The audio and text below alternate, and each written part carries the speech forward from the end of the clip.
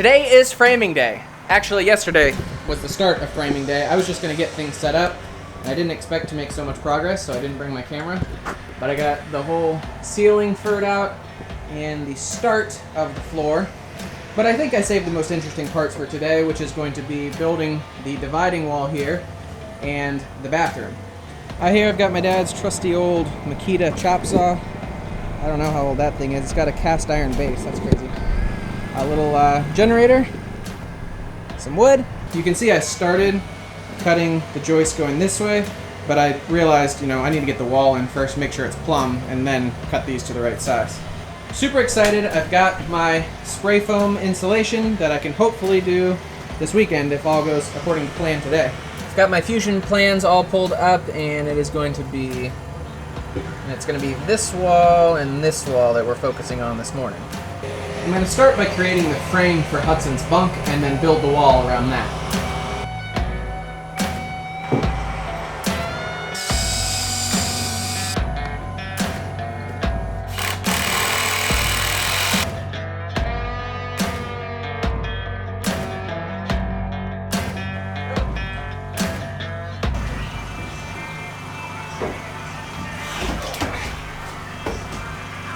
Alright, I've got the main wall in, and all plumb, level, and square. I hope I was able to tap into the steel wall, so it's pretty darn strong. Now I just need to follow this L shape here. Alright, I got the whole wall up, and it's looking great. Next is pretty straightforward. I just have to screw these little furring strips to all the metal studs, so that I have a little bit more insulation and something wood to nail to. Of course, I shorted myself 4 sticks, so I gotta go to the store tonight, finish this up tomorrow, but I think I'm ready to just screw all these in. It should be pretty straightforward, right?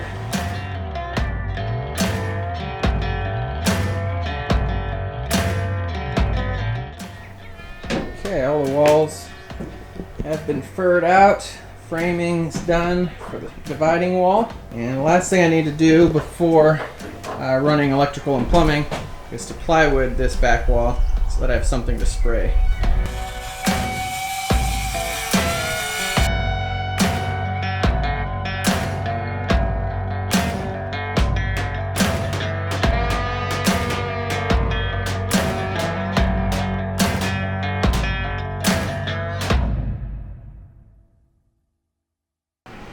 Alright, framing done, and I've got everything pretty well cleaned up in here.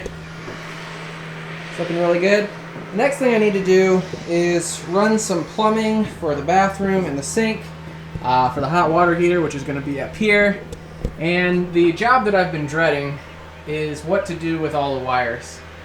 I don't know if I should rip the wires out. I don't want to rip the wires out before I insulate, or neatly tuck them all away and insulate over top of them. I'm going to be using PEX for all of my plumbing. I got 100 feet of each, so that should be plenty. And then the other thing I'm going to do is run some just empty conduit in the floor from front to back, just to cover anything I might forget. And finally, I've got my wire to run from the inverter up to the circuit panel.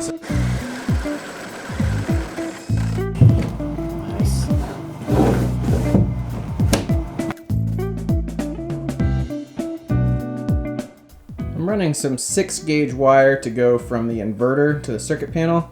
I haven't done enough research on solar hookups to know if this is going to be enough, if I should have run 4, and if not, it's a $100 mistake. I'll run it through my conduit if I need to run thicker wire. It's all done.